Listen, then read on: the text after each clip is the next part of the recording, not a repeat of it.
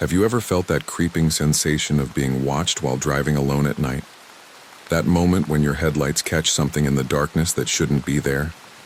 I have. And what I'm about to share with you isn't entertainment.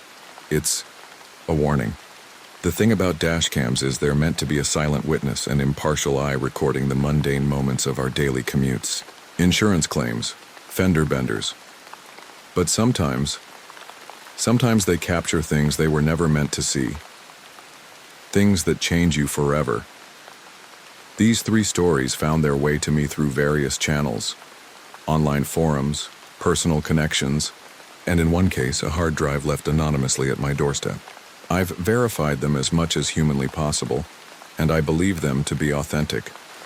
Whether you choose to believe them is entirely up to you. But I will say this: once you hear them, you might never look at your rearview mirror the same way again.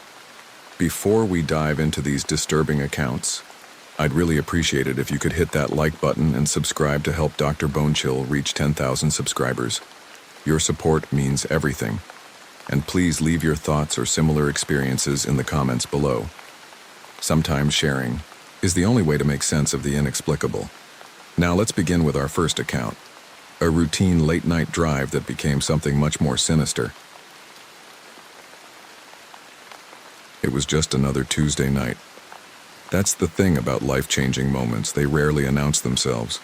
They slip in through the cracks of ordinary days, hiding in plain sight until it's too late to turn back. I'd been working late, at the office, finishing up quarterly reports that my boss needed first thing in the morning. The clock had just ticked past 11:30 p.m. when I finally powered down my computer and headed for the parking garage. The office complex was deserted, just the occasional fluorescent light flickering overhead as my footsteps echoed through the concrete structure. My car, a sensible mid-size sedan I'd bought 3 years earlier, was parked on the 3rd level. Nothing special about it except for the dash cam I'd installed after getting sideswiped in traffic last year. The insurance company had given me hell about that claim, and I'd vowed never to be caught without evidence again. Funny how that small decision would end up documenting something far worse than a traffic accident. The drive home was about 30 minutes, mostly along dark suburban roads that wound through our little township of Maple Hills.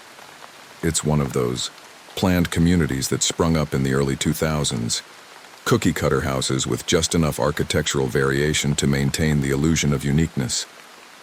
My wife Laura and I had moved there 5 years ago, drawn by the good schools and relatively affordable housing prices. We were hoping to start a family soon. The radio played softly as I drove, some late-night talk show discussing conspiracy, theories about government surveillance. I wasn't really listening, just letting the voices fill the silence as my headlights cut through the darkness. The roads were nearly empty, just the occasional car passing in the opposite direction. About halfway home, I stopped at the only traffic light that always seemed to catch me, no matter the hour. As I waited for it to change, I glanced at my phone. Laura had texted to ask if I wanted her to heat up some leftovers. I smiled and was about to respond when the light changed. That's when I noticed something strange in my rearview mirror. A car had pulled up behind me, an older model, maybe from the 90s, with headlights that seemed too dim, almost yellowish. I hadn't heard it approach, which struck me as odd, but I didn't think much of it as I accelerated through the intersection. The car followed, maintaining the same distance behind me. Still nothing unusual, but something about it made me uneasy. Maybe it was the way it matched my speed exactly, or how those dim headlights seemed to wash out in my mirrors, making it difficult to see the driver. I made a right turn onto Oakwood Drive, the street that would eventually lead to my subdivision. The car turned too. Again, not necessarily strange. It was a common route. But my heart rate picked up slightly. I decided to test my growing paranoia by making an unnecessary left onto Birch Street, a residential road that essentially looped back to where I'd been. The car followed. I took a deep breath, telling myself not to overreact. Maybe they were lost. Maybe they lived on Birch Street. There were plenty of rational explanations that didn't involve someone following me. Still, I found myself gripping the steering wheel tighter, checking my mirrors more frequently. When I turned back onto the main road and the car was still behind me, I decided to call Laura. Just hearing her voice would calm me down, and if something was truly wrong, at least someone would know. She answered on the second ring, her voice sleepy. "Hey, you on your way?" "Yeah," I said, trying to sound casual. "Just about 10 minutes out. Listen, I think a car might be following me." There was a pause. "What do you mean?" "Probably nothing," I assured her, making another random turn. The car followed. "But this car has been behind me for a while, and it's matching all my turns, even the weird ones." "Can you see who's driving?" Laura asked, fully awake now. I adjusted my mirror, trying to get a better look. "No, their headlights are really dim and..." "Wait." I squinted, feeling a chill creep up my spine. "I don't think I can see anyone in..." "The driver's seat." "What?" "That's impossible," Laura said. "It's probably just the angle or the lighting." "Yeah, you're right," I agreed, though I wasn't convinced. "I'm going to try something. There's that 24-hour gas station on Cedar. I'll pull in there." "Good idea," Laura said. "I'll stay on the phone." I signaled and turned into the brightly lit gas station, pulling up to one of the pumps even though I didn't need gas. The car followed me into the lot but drove past the pumps and parked in a dark corner of the property. Headlights still on, but engine seemingly off. "They're still here," I whispered into the phone. "They parked across the lot." "Can you see them now?" Laura asked. I stared at the car, trying to make out any figure inside, but the windshield reflected the gas station's lights, making it impossible to see within. "No, I still can't tell. Maybe I should just go inside the store until they leave." "Good idea," Laura agreed. "Stay where there are people." I locked my car and walked quickly into the convenience store, nodding at the bored-looking clerk behind the counter. There was one other customer, an older man browsing the snack aisle. I pretended to look at the refrigerated drinks while keeping an eye on the car through the storefront windows. "I'm inside now," I told Laura. "I'll just wait a few minutes and see what happens." 5 minutes passed. The car didn't move. 10 minutes. Still there. The clerk was starting to give me suspicious looks as I lingered without buying anything. With a sigh, I grabbed a coffee I didn't want and paid for it, then returned to staring out the window. "It's been 15 minutes, I told Laura. "They're still there." "Maybe you should ask the clerk to call the police," she suggested.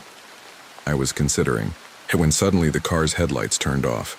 A moment later, they came back on, brighter now. The car began to move, slowly pulling around the building and out of my sight. "They're leaving," I said, relief flooding through me. "I'll give it another few minutes, then head home." "Be careful," Laura urged. "Maybe take a different route?" I agreed and waited until I was sure the car was gone before heading back to my vehicle. The night air felt colder somehow as I crossed the parking lot, my eyes darting around for any sign of the strange car. There was nothing. Back on the road, I took a longer route home, constantly checking my mirrors. No sign of those dim yellow headlights. By the time I turned into our subdivision, I had almost convinced myself I'd overreacted to some tired driver who happened to be going in the same direction. Our house was the third one on the left. A 2-story, colonial with blue shutters. Laura had left the porch light on, and I could see the blue glow of the TV through the living room curtains. The sight of home never felt so welcoming. I pulled into our driveway and turned off the engine, sitting, for a moment in the silence. Through force of habit, I reached up to turn off the dashcam. I usually only left it running during my commute. As my finger hovered over the power button, a thought struck me. What if the camera had captured something about that car? Maybe a license plate I hadn't noticed? Instead of turning it off, I ejected the memory card. I'd check the footage inside just to satisfy my curiosity, and maybe get some closure on the weird encounter. Laura met me at the door in her pajamas, concern etched on her face. "Are you okay? You look pale." "I'm fine," I assured her, giving her a quick kiss. "Just a little rattled. Probably nothing, though." We sat at the kitchen table while I ate the reheated pasta she'd saved for me. I told her about my weird experience, trying to play it down now that I was safely home. When I mentioned checking the dashcam footage, she nodded enthusiastically. "Good idea. At least we'll know what kind of car it was if anything else happens." After eating, I grabbed my laptop and inserted the memory card from the dashcam. The footage was organized by date, so it was easy to find tonight's recording. I clicked on the file and watched as the screen showed me leaving the office parking garage. The footage was clear, better than I expected. I fast-forwarded through the first part of the drive, nothing unusual showing up. Then I reached the traffic light where I'd first noticed the car behind me. "There," I said, pointing at the screen and slowing the playback to normal speed. That's when they pulled up behind me. We both leaned closer, trying to make out the vehicle in the dim lighting. It was an older sedan, dark-colored, maybe navy blue or black. The headlights did indeed have that yellowish tint I'd noticed. But what made my blood run cold was what the camera captured that my eyes had missed. There was someone in the driver's seat. "I thought you said you couldn't see a driver," Laura said, her voice barely above a whisper. "I couldn't," I insisted. At least I didn't think I could. We continued watching as I made my series of random turns, the car following faithfully behind. Each time it came into frame, we could see the same figure behind the wheel. Motionless, rigid, almost too still to be human. Then came the gas station. The footage showed me pulling up to the pump and the car entering the frame before moving off to the side lot. As it passed behind my vehicle, the camera caught it in profile. "Laura," gasped. I felt the hair on my arm stand up. The driver was turned fully toward my car, face clearly visible in the dashcam's night vision mode. But it wasn't a face. Not really. Where features should have been, there was only a blank, smooth surface, like an unfinished mannequin. No eyes, no mouth, nothing. "What the hell is that?" Laura's voice trembled. I couldn't answer. My mind refused to process what I was seeing. The footage continued, showing nothing but the empty gas station lot while I was inside. Then, just as I'd described to Laura on the phone, the car's headlights went out momentarily before coming back on brighter. The vehicle pulled forward, circling around behind the building. I hadn't seen what happened next. The car re-emerged on the far side of the gas station and parked, headlights pointing toward the store entrance. The mannequin-like figure was no longer in the driver's seat. Instead, the driver's door opened and nothing came out. At least nothing visible. The door simply opened to emptiness and then closed again. For nearly 2 minutes, nothing happened. Then my figure appeared, walking from the store back to my car. As I crossed the parking lot, the dashcam captured something emerging from the shadows near the strange vehicle. It moved like a heat mirage, a warping of the air in a vaguely humanoid shape. This distortion glided across the parking lot, always, staying just behind me, matching my pace exactly. On the video, I got into my car, oblivious to what was following me. The distortion seemed to pause by my trunk for a moment before the car, with the now empty driver's seat, pulled out of the station and drove away. We watched in horrified silence as I drove home, occasionally checking my mirrors but never noticing anything amiss. When I finally pulled into our driveway, the camera captured something that turned my blood to ice. As I sat in the car collecting my thoughts, a distortion appeared in the passenger seat beside me. Just for a moment, a ripple in the air, like looking through water. Then it was gone. I ejected the memory card with shaking hands and looked at Laura. Her face had drained of all color. "It followed you home," she whispered. The next few days were a blur of paranoia and fear. I took the dashcam to a friend who worked in video production, hoping he'd tell me it was just a technical glitch or a trick of the light. He couldn't explain. The footage was untampered with, and whatever that distortion was, it wasn't a camera malfunction. I started noticing strange things around the house. Items moved from where I'd left them. Cold spots in rooms that had never had drafts before. The feeling of being watched when I was alone. Laura experienced it too. The shower turning ice-cold mid-use, her jewelry rearranged in her box, whispers just at the edge of hearing when no one else was home. We tried to ignore it, to rationalize it away. But each night the presence grew, stronger, more bold. A week after the incident, I was working late in our home office when the temperature suddenly plummeted.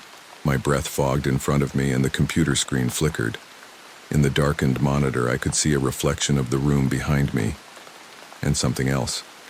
That same distortion from the dashcam footage now taking shape in the corner of the room. I spun around, heart pounding, but saw nothing with my naked eye. When I turned back to the monitor, the reflection showed the distortion moving closer, now more clearly humanoid but still featureless, like the driver of that car. I ran from the room, calling for Laura. She was in the kitchen, already looking, frightened. "There's something in the mirrors," she said before I could speak. "I can see it when I look at my reflection in the microwave door, but when I turn around, there's nothing there." That night, we packed essential belongings and checked into a hotel. The next day, we called a psychic, a priest, and finally a paranormal investigator. Each one told us the same thing after hearing our story. Whatever had followed me home wasn't human. It had never been human. And it had been looking for a way in. A new driver for that empty car. The investigator explained that some entities need a physical vessel to fully interact with our world. They hunt for suitable hosts, following them, studying them, waiting for an invitation or a moment of vulnerability. The dashcam had been our only protection, the digital eye that saw what human eyes couldn't, preventing the entity from fully materializing. "But why did it follow me specifically?" I asked.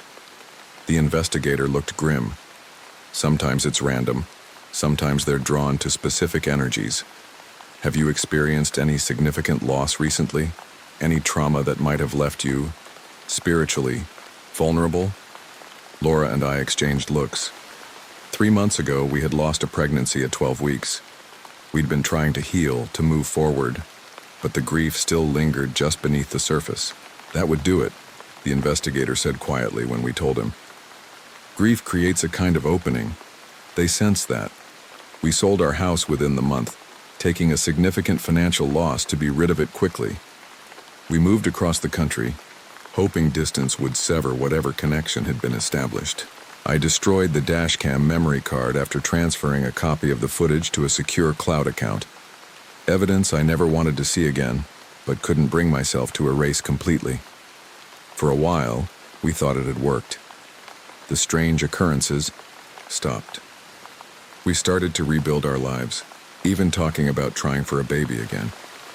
But last week, Laura saw a car parked across from our new house, an older sedan with dim, yellowish headlights. It was there for hours, motionless before disappearing after sunset. I've installed new dash cams in both our vehicles and throughout our home. I keep one running beside our bed at night, because sometimes, when I'm drifting off to sleep, I feel a weight settle on the mattress beside me on Laura's side of the bed when she's in the bathroom. And in the morning, reviewing the footage, I can see the impression of a body that isn't there, a depression in the blankets, the pillow, as if someone is lying next to me, watching me sleep, waiting. I don't know what it wants or why it chose me, but I know it found something in me that night. Some crack in my spiritual armor that allowed it to attach itself to my life. And I know, with absolute certainty, that it's patient, so I keep the cameras running, all of them, all the time, because the only thing more terrifying than seeing that thing in the footage is the thought of not seeing it, of not knowing where it is or what it's doing. If you have a dash cam in your car, check the footage regularly. Pay attention to the vehicles that follow you, especially at night. And if you ever see a car with yellowed headlights and a driver that sits too still, don't look too long. Some things, once seen, can never be unseen. And some passengers, once picked up, never leave.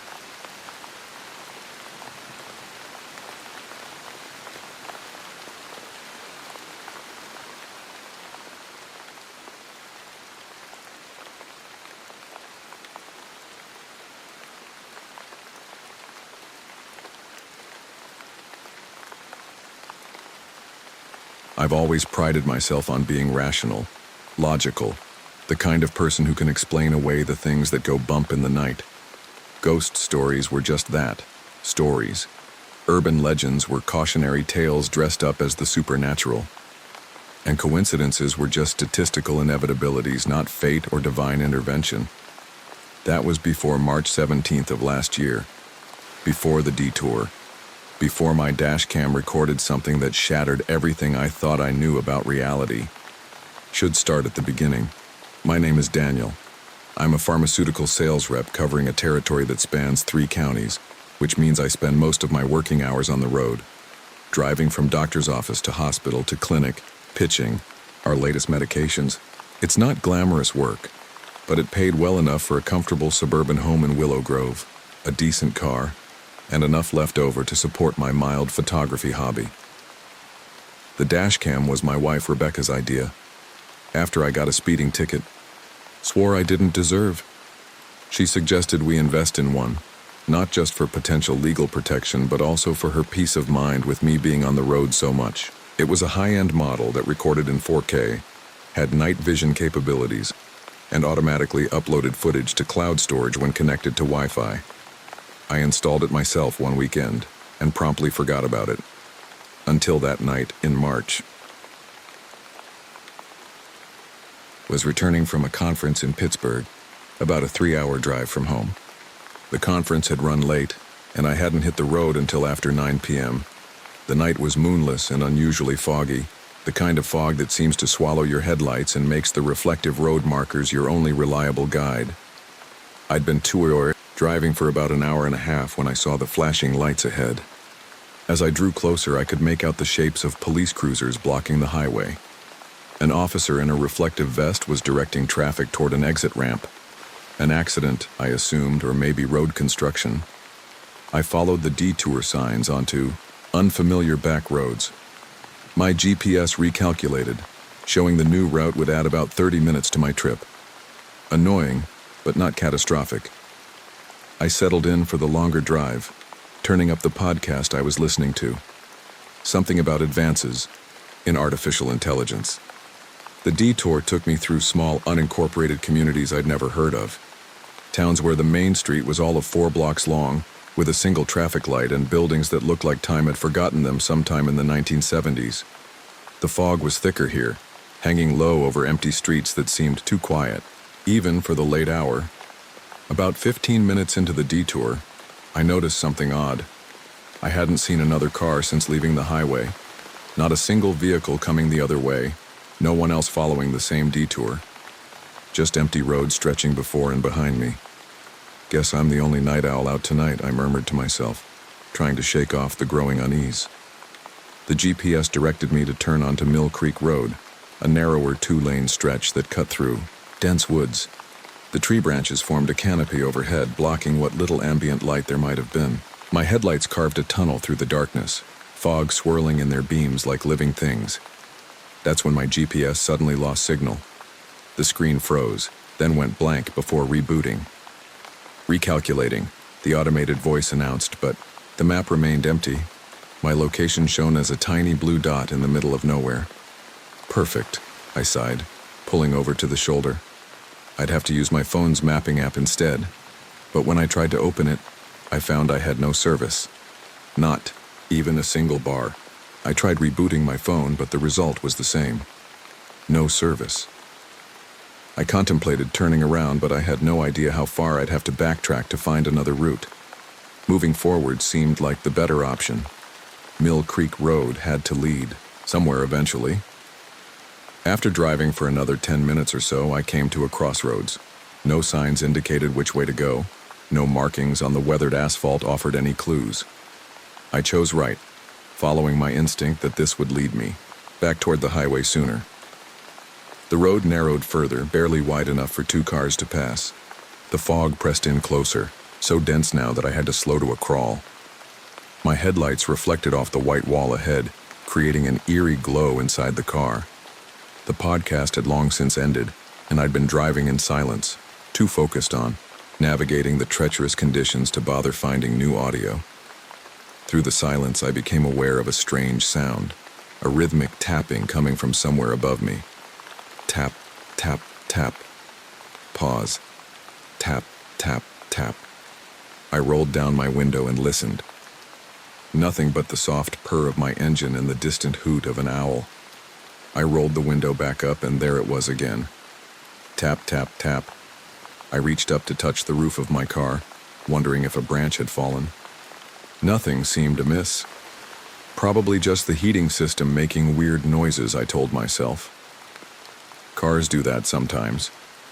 The road ahead curved sharply, and as I rounded the bend, my headlights caught something in the middle of the road. A figure standing, perfectly still. I slammed on the brakes, the car fishtailing slightly before coming to a stop about 15 feet from the figure. It was a woman in a pale dress, her back to me. Long dark hair hung past her shoulders. Motionless despite the wind, I could see rustling the leaves nearby. Jesus Christ, I whispered, heart pounding. I honked lightly, thinking she must be in shock or confused to be standing in the middle of nowhere at this hour. She didn't move. I honked again, longer this time, still nothing. Something wasn't right. Every instinct told me to turn around, but the road was too narrow. I'd have to get past her somehow. I eased the car forward, planning to go around her. As I drew closer, the woman finally moved. Her head, turning slowly, mechanically, until she was looking over her shoulder at me. But her face wasn't right. In the harsh glare of my headlights, where her features should have been, there was only smooth, blank skin. No eyes, no nose, no mouth. Just a featureless oval like an unfinished doll. My blood ran cold. I froze, hands gripping the steering wheel so tightly my knuckles turned white. A scream built in my throat, but never made it past my lips. The figure began to turn, that blank face now fully visible in my headlights, and then it started walking toward my car, movements jerky and unnatural like a marionette with tangled strings.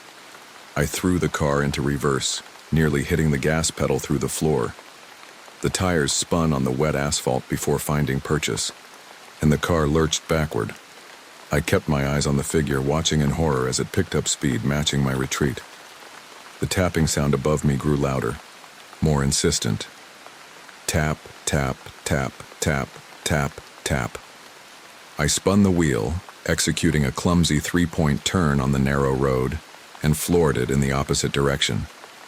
My headlights swept across dense woods on either side as I accelerated, the speedometer climbing past safe limits for these conditions. I didn't care. All I wanted was distance between me and whatever that thing was. The tapping continued, now so loud it seemed to fill the car. Tap, tap, tap. I glanced at my rearview mirror, half expecting to see the figure chasing me, but the road behind was empty, just fog and darkness. I drove like a madman, taking turns blindly, no longer caring which direction I was going as long as it was away. After what felt like hours but was probably only 20 minutes, I saw lights ahead. The welcome glow of civilization, a small gas station emerged from the fog, its fluorescent lighting a beacon of normalcy. I pulled in and sat there, engine running, trying to process what I'd seen. My hands were shaking so badly I could barely text Rebecca to let her know I'd be later than expected due to bad weather. No way was I telling her about a faceless woman on a foggy road. She'd think I'd fallen asleep at the wheel and hallucinated the whole thing. After collecting myself, I went inside the station. The attendant, an older man with leathery skin and a permanent squint, looked up from his newspaper. "You look like you've seen a ghost, son," he remarked. I forced a laugh. "Just got lost on the Detour. That fog out there is something else." He frowned. "Detour? Ain't no detour tonight. Highway's clear all the way through." A chill ran through me. The highway was blocked, police cars flashing lights. There was a detour at exit 43. The man shook his head slowly. "Been here since 4 this afternoon. Nobody's reported any accidents, no police activity. You sure you didn't miss your exit?" I didn't argue. Maybe I had been more tired than I thought. Maybe I'd misinterpreted what I saw. The attendant gave me directions back to the highway, assuring me it was open. I thanked him and returned to my car, now second-guessing my own experience. As I opened the driver's door, I noticed something that made my stomach drop. Long, thin scratches ran along the roof of my car, fresh ones that hadn't been there before. Parallel lines like something with claws had been dragging itself across the metal. The tapping. I got home after 2 a.m. exhausted and still shaken, Rebecca was asleep, so I didn't have to explain my haunted expression or trembling hands. I crawled into bed beside her, grateful for her warmth and the familiar sounds of our home that anchored me back in reality. The next morning, in the harsh light of day, I almost convinced myself I'd imagined the whole incident. Sleep deprivation could cause hallucinations. The fog could play tricks on your eyes. The scratches on my car roof, probably tree branches from the dense woods along the back roads. I might have successfully rationalized everything away if not for the dashcam. I'd completely forgotten about it until Rebecca mentioned wanting to see how bad the fog had been. My blood ran cold at the suggestion, but I couldn't think of a reason to refuse without raising suspicions. So that evening we sat down with my laptop to review the footage. Everything seemed normal at first. The highway, the flashing lights ahead, the detour. But something was off about the police cars when I looked closer. They were older models, boxy shapes from the 80s or early 90s, and the officers directing traffic. Their movements were too stiff, too uniform, like actors hitting precise marks. The footage followed my journey through the small towns, which looked even more unsettling in the recording. Storefronts with faded signs advertising businesses that I now realized hadn't existed for decades. Classic cars parked along empty streets, not a single modern vehicle or person in sight. Then came Mill Creek Road and the increasing fog, the GPS malfunction, the crossroads, everything as I remembered it, until the figure in the road. "Who's that?" Rebecca asked, leaning closer to the screen. I couldn't answer, my throat suddenly dry as dust. On screen, my headlights illuminated the woman in the pale dress. But the camera captured details my eyes had missed in the moment. Her dress wasn't just pale, it was filthy, tattered at the edges, with dark stains spreading across the fabric. And her hair wasn't just dark, it was matted with what looked horribly like dried blood. When she turned, revealing that blank face, Rebecca gasped, "What is that? Some kind of mask?" I shook my head wordlessly as we watched my panicked retreat, the three-point turn, the frantic drive away. But the dash cam showed something else too, something my rearview mirror had missed. The figure hadn't stayed on the road. It had moved with impossible speed into the trees alongside the car, keeping pace effortlessly, sometimes disappearing from view only to reappear closer to the vehicle. And it wasn't alone. Other figures emerged from the woods, similar blank-faced, forms in tattered clothing, moving with that same jerky, broken gait. But worst of all was what the camera captured on the roof of my car. A pale, emaciated hand with impossibly long fingers clawing at the metal. Tap, tap, tap. The hand would disappear from frame, then return. Tap, tap, tap. Getting more frantic as I approached the gas station in civilization. The footage ended with my arrival at the gas station. The final frame showed something sliding off the roof of my car as I pulled in under the bright lights. A humanoid shape, but twisted and wrong somehow. Its limbs bent at impossible angles. It slithered away into the darkness beyond the camera's range. Rebecca and I sat in stunned silence for a long moment. "It has to be fake," she finally whispered. "Someone hacked the dash cam or replaced our footage with some horror movie clip." I wanted to believe her. But I knew what I'd seen on that road. I knew those scratches on my roof were real. In the weeks that followed, I researched obsessively.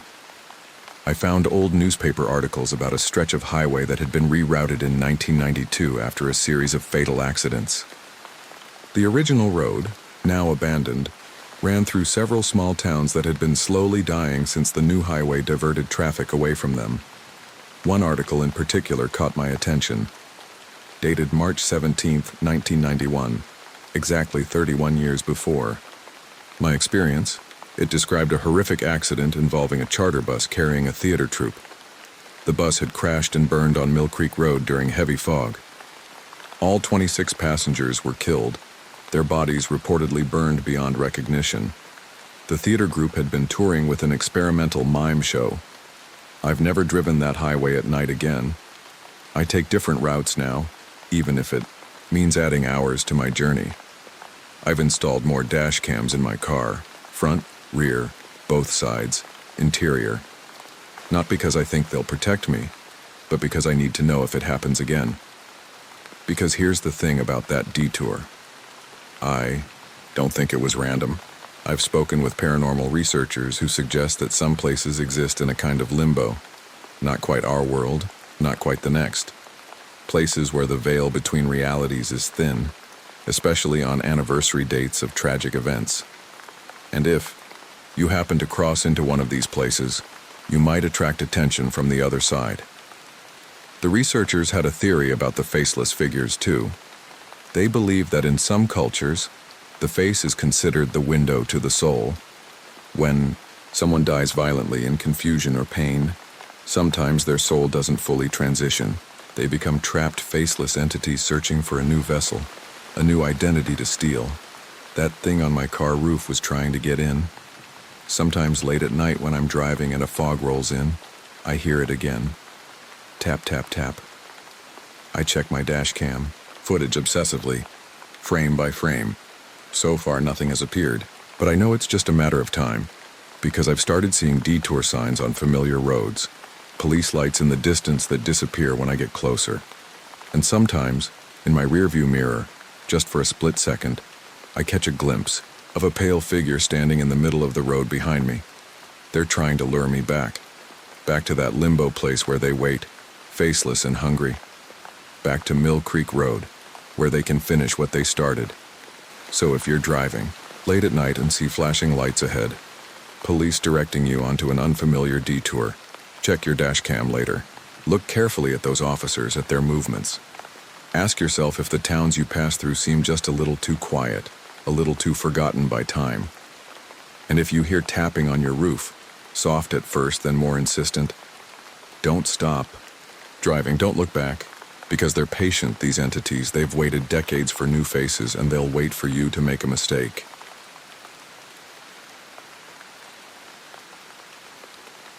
I never wanted a dash cam. The idea of recording every moment of my drives felt invasive somehow, like voluntarily putting myself under surveillance. But after my insurance company offered a substantial discount for safe drivers willing to document their habits, I reluctantly agreed. Money talks, right? Especially when you're a single dad trying to make ends meet. The dash cam they sent was sleeker than I expected. A small, unobtrusive black rectangle that attached behind my rearview mirror. It came with an app that would automatically upload and analyze my driving patterns. According to the pamphlet, their proprietary AI would review the footage to verify safe driving habits and calculate my discount accordingly. My name is Michael, by the way. I deliver packages for one of those nameless subcontractors that the big shipping companies hire to handle their overflow. Not glamorous work, but it pays the bills and gives me enough flexibility to be there for my daughter, Lily. She's 12, brilliant, and the center of my universe since her mother walked out 3 years ago. The dash cam arrived on a Tuesday. I installed it that evening, following the surprisingly simple instructions. It powered on with a soft blue glow, and the app on my phone confirmed it was working properly. I remember Lily watching curiously from the garage doorway. "So it's just going to watch you drive?" she asked, her nose wrinkling slightly. "Pretty much," I replied, closing the hood of my aging Honda Civic. "But it's not really watching me. It's watching the road, making sure I'm being safe. Like a robot babysitter for grown-ups," she said, with the kind of cutting insight only preteens can deliver. I laughed. "Yeah, something like that, but it'll save us almost 30% on car insurance. That's money we can put toward your science camp this summer." That brightened her mood considerably. Lily had her heart set on an expensive STEM program, and I'd been picking up extra shifts trying to make it happen. The first week with the dash cam was uneventful. I was hyper-aware of it initially, driving with exaggerated caution, coming to complete stops at every sign, using my turn signal even in empty parking lots. By the second week, I'd mostly forgotten it was there. That's when the notifications started. The first one came after a late delivery run. I'd dropped off my last package around 10 p.m. and was heading home along the back roads that wind through the more rural parts of our county. My phone chimed with an alert, startling me in the otherwise silent car. Anomaly detected. The notification read, "Please check dashcam footage." I frowned, trying to recall if I'd done anything unsafe in the last few minutes.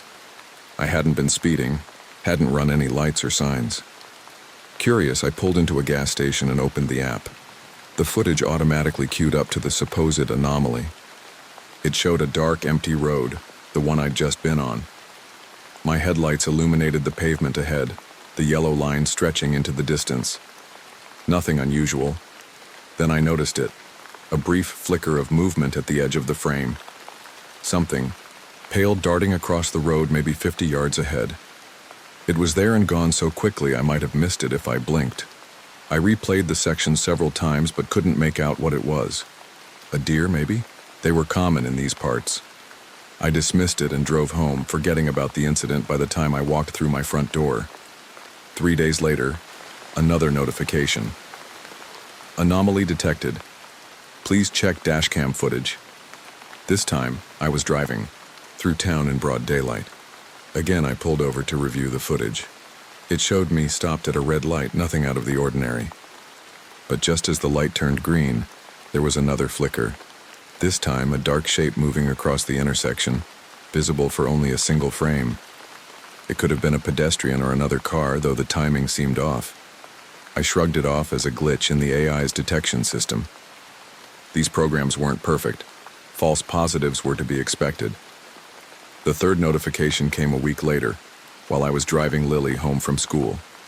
This time, the message was different. Multiple anomalies detected. Please review immediately. Lily noticed my frown. "What's wrong, Dad?" "Nothing," I assured her. "Just something with that dashcam app. I'll check it when we get home." I waited until Lily was engrossed in homework before opening the app. This time, the footage showed our drive past the old Westbrook Cemetery, a historic graveyard dating back to the 1700s that we passed on our daily route. Again, nothing seemed unusual at first glance. But when I watched more closely, I noticed strange distortions in the image whenever we passed the cemetery gates, like heat waves rippling across the frame.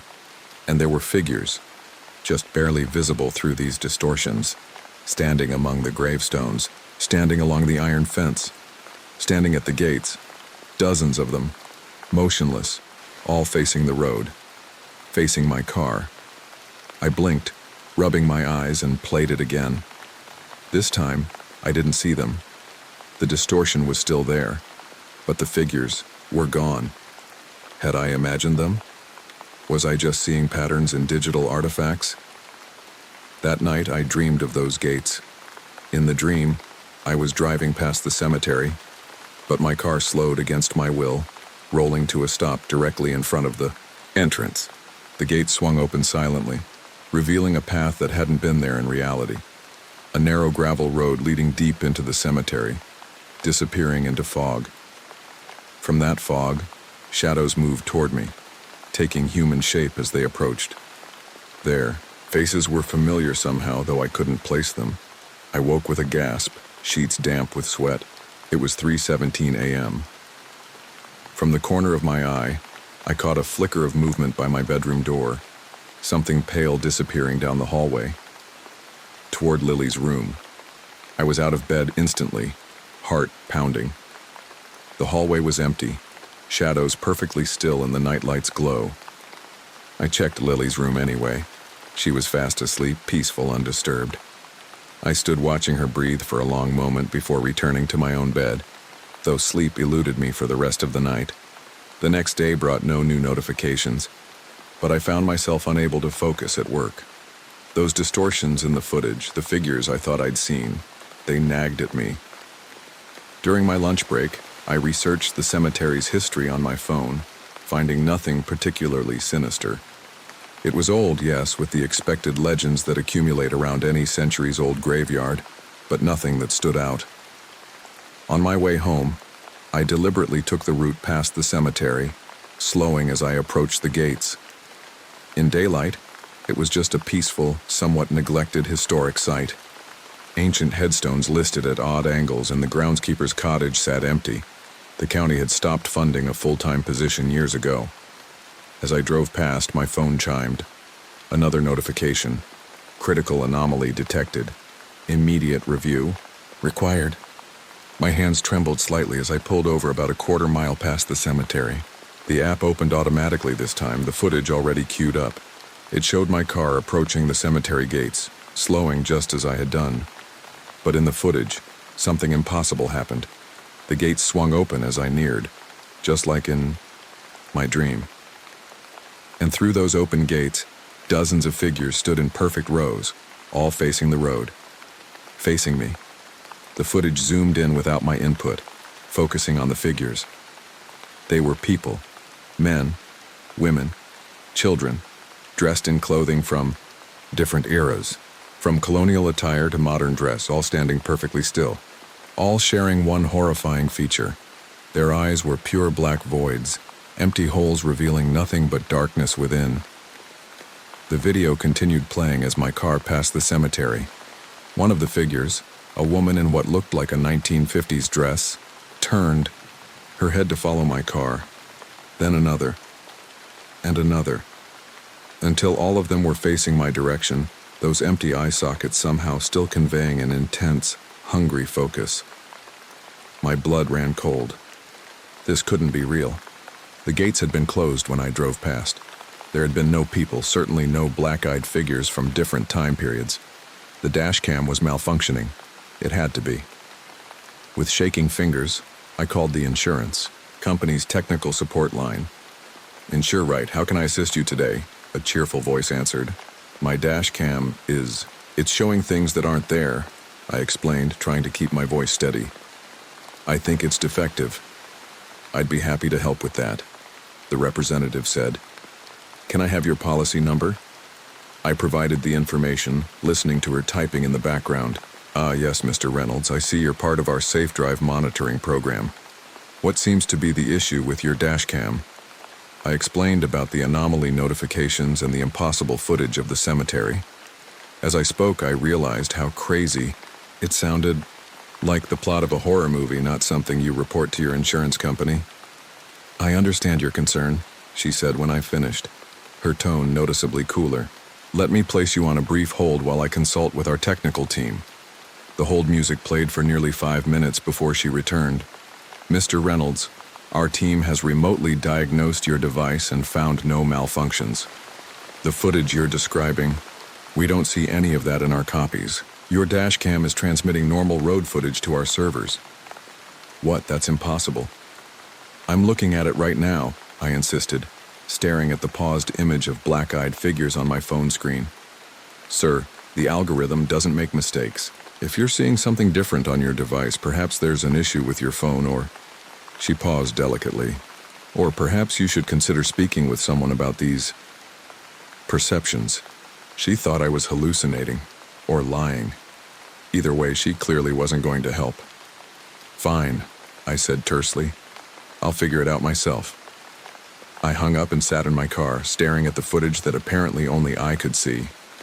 What was happening? Was I losing my mind? I decided to drive home, try to forget about it, maybe look into returning the dashcam even if it meant losing the insurance discount. But as I started the car, my phone chimed with another notification. Emergency alert. Danger detected ahead. Alternative route advised. I frowned. This was a new type of notification. The app showed a map with my current location and a suggested detour that would take me home via a different route, one that specifically avoided driving past the front of my house. Instead, it directed me to approach from the back alley. Something about this felt deeply wrong. I decided to ignore the suggested route and continue home as normal. As I neared my street, the notifications became more insistent. Critical danger. Head. Do not proceed. I turned onto my street anyway, heart pounding. Everything looked normal. Quiet suburban homes, a few kids riding bikes, nothing out of place. As I approached my house, I scrutinized it carefully. Nothing seemed amiss. The front door was closed, the windows intact. Lily's bike was propped against the porch railing where she'd left it that morning. I pulled into the driveway and checked, my phone again. The app now showed my dashcam footage, current real-time video of my driveway and the front of my house. But in the footage, my house looked wrong.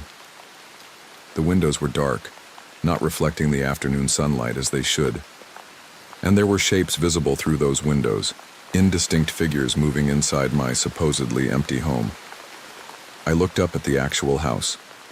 The windows appeared normal, reflecting the trees and sky. No movement visible within. Looking back, at my phone, the footage now showed a figure standing at my daughter's upstairs bedroom window. A pale woman in white, her face obscured by long dark hair. As I watched, frozen in horror, she raised her hand and pressed it against the glass, leaving a smeared handprint that dripped what looked horribly like blood. I dropped my phone and bolted from the car, sprinting to the front door. I fumbled, with my keys finally getting the door open and rushing inside. "Lily!" I called out, panic rising in my throat. "Lily!" The house was silent. I took the stairs 2 at a time, racing to her bedroom. The door was closed. I hesitated for just a second, before flinging it open.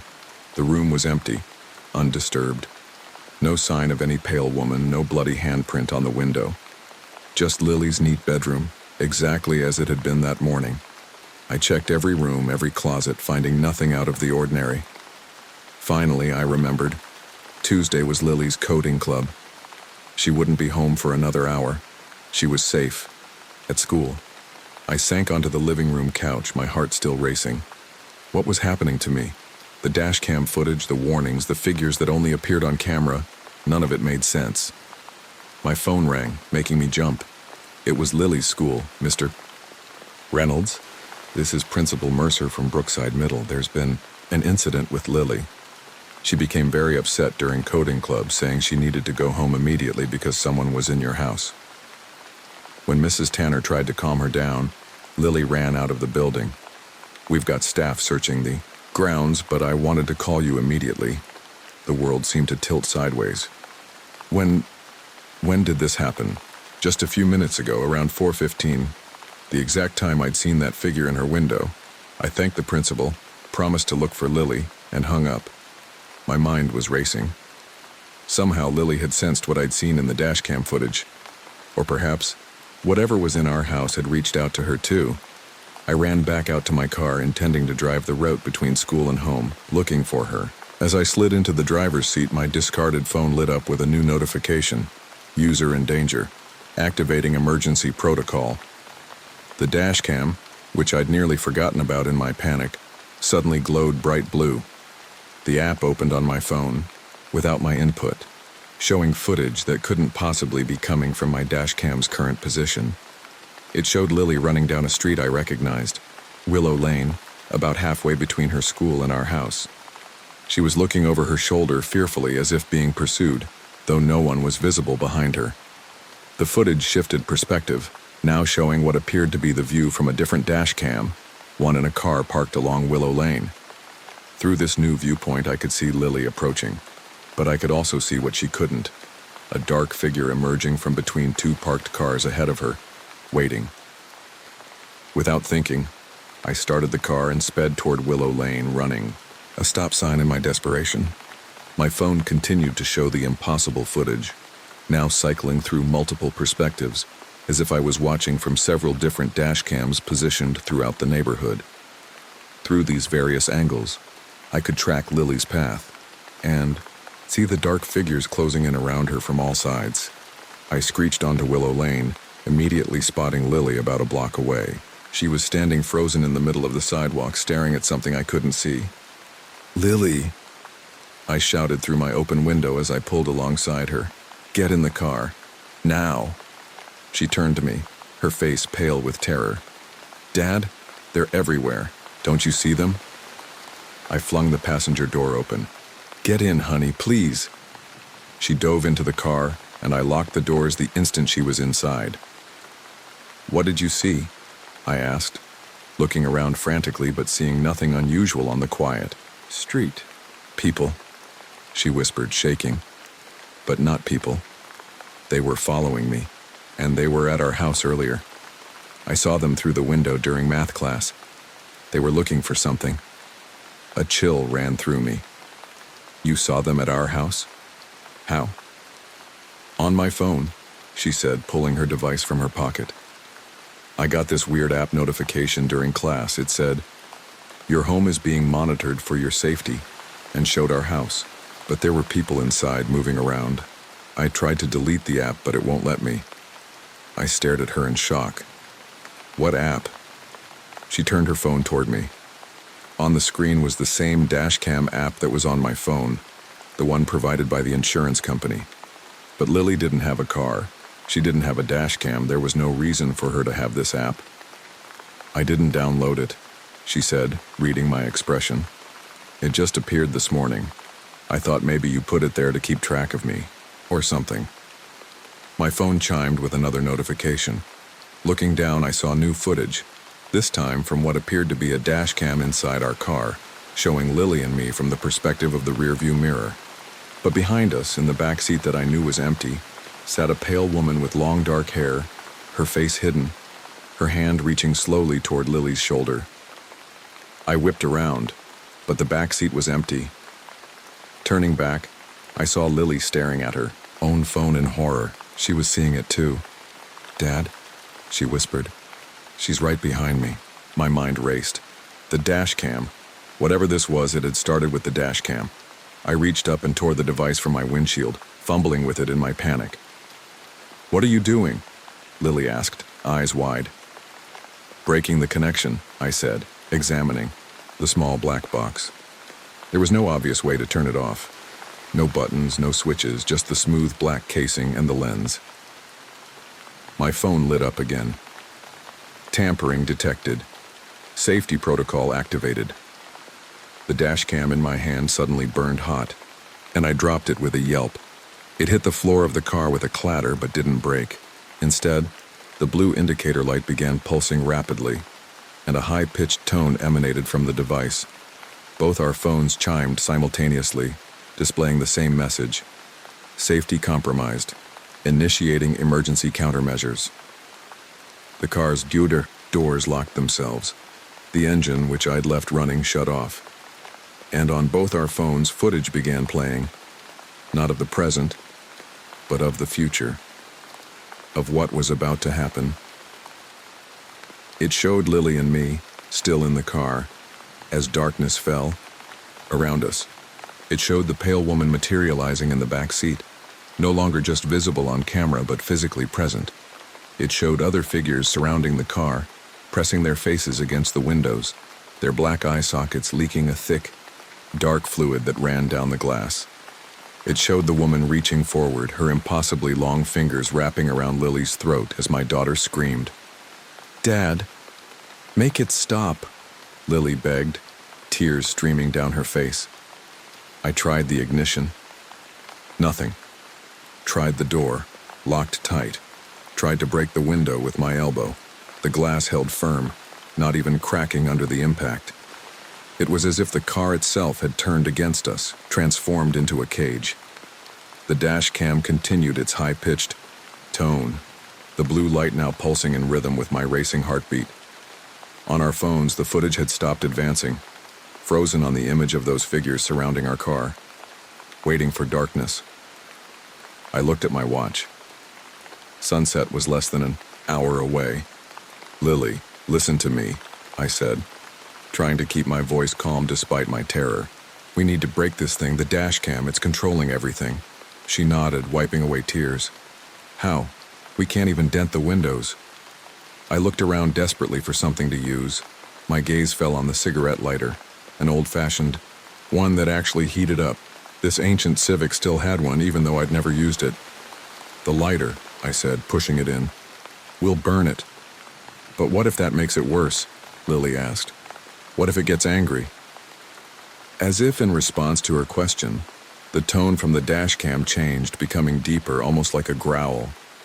The image on our phones shifted again, showing a new future, one where the lighter in my hand was used not against the Dashcam, but against us, where my own arm moved against my will, pressing the glowing coil against Lily's skin as she screamed. I yanked my hand away from the lighter as if it too had burned me. "It knows what we're thinking," Lily whispered. "It's in our heads somehow." The daylight outside was already dimming. the shadows lengthening across the street.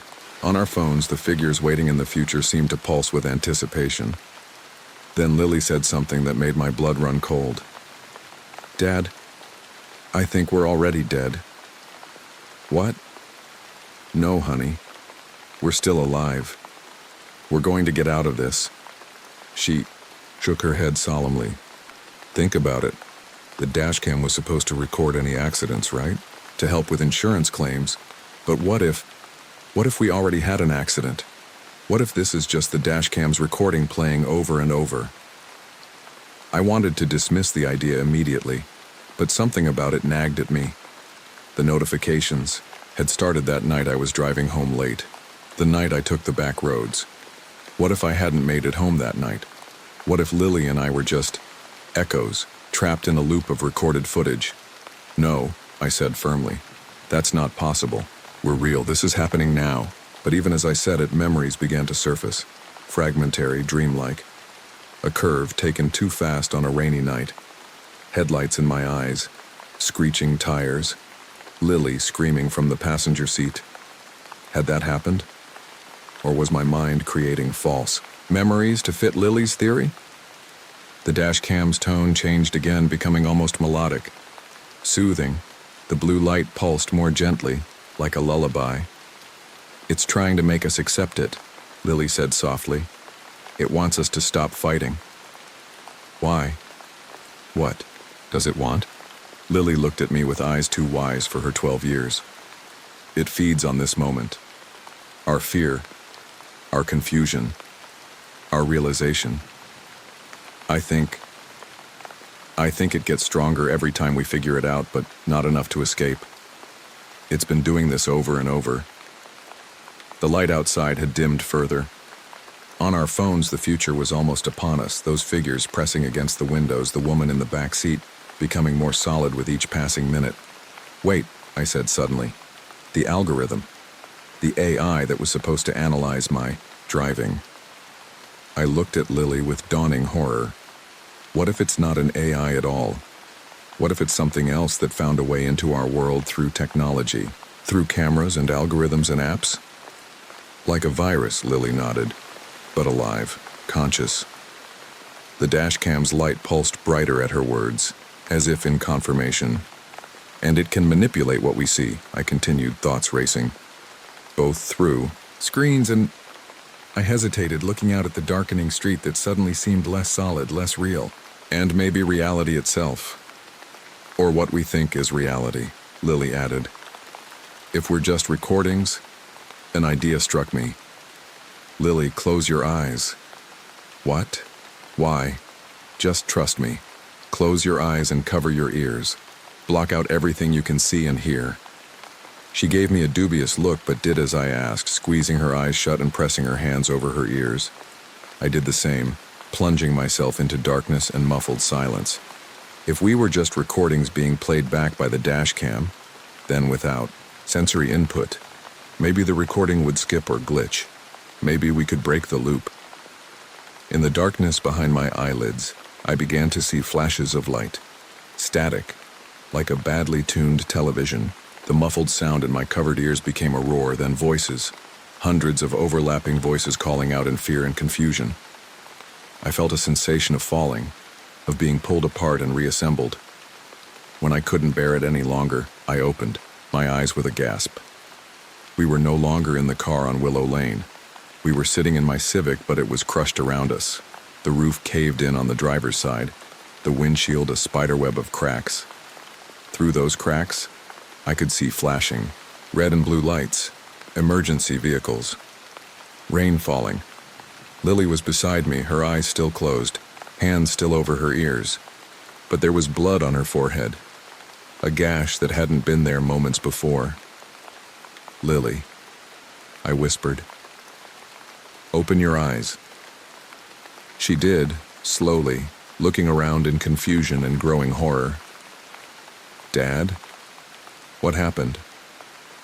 "I think we had an accident," I said, my voice sounding strange to my own ears. "A real one. Everything else was from something else." Through the cracked window beside me, I could see paramedics and police officers moving around the scene. But they weren't coming toward our car. It was as if they didn't see us. One paramedic walked right past my window without glancing in. Through the rain and emergency lights, I could make out another vehicle, a truck, its front end mangled. The accident had been real. Why aren't they helping us? Lily asked, her voice small. The dash cam on my shattered windshield suddenly lit up with that familiar blue glow. It was still intact, still recording. On the floor by my feet, my phone screen illuminated, showing a final notification. Recording. Complete. Souls captured. 2. Initiating playback sequence.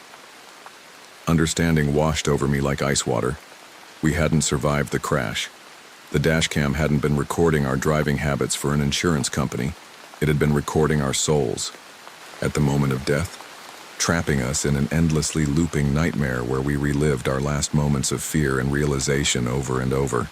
And it wasn't just us. Those figures with their black, empty eyes, they were other victims. Other souls captured by other dashcams, all part of the same harvesting network disguised as a safety feature. "Dad," Lily said, pointing out the window. Among the emergency responders, I now saw other figures moving, the pale woman, the dark shapes, all the entities from our visions. But here, in this moment of transition between life and death, I could see what they truly were. Not monsters, but collectors. Harvesters of souls for whatever consciousness lived within the algorithm. The blue light pulsed one last time, and darkness began to close in around us. The scene outside faded, the sounds of the emergency response dimming. "It's resetting," Lily whispered. "We're going back into the loop." I reached for her hand, holding it tightly. "This time we'll remember, this time we'll find a way out." The darkness swallowed us completely, and then I was driving home from work, my new dashcam glowing softly blue on my windshield. My phone chimed with a notification. "Anomaly detected. Please check dashcam footage. So if you ever receive a discounted dashcam from your insurance company, think twice before installing it. That little black box with its unblinking eye isn't just recording the road ahead. It's waiting for the moment when your soul becomes vulnerable, when fear or pain or death creates an opening, and once it has you, it never lets go." Thank you all for listening to these 3 disturbing dashcam stories. If you enjoyed this narration and want to hear more content like this, please hit the like button and subscribe to help Dr. Bonechill reach 1,000 subscribers. Your support means everything to this channel. Remember, sometimes the technology we trust to keep us safe is actually watching us for entirely different reasons. The next time you get behind the wheel and see that little red recording light, ask yourself what exactly is being recorded, and who or what is watching the footage. This is Dr. Bonechill reminding you to drive safely, and maybe think twice before installing that dashcam. Sweet dreams, and I'll see you in the next video.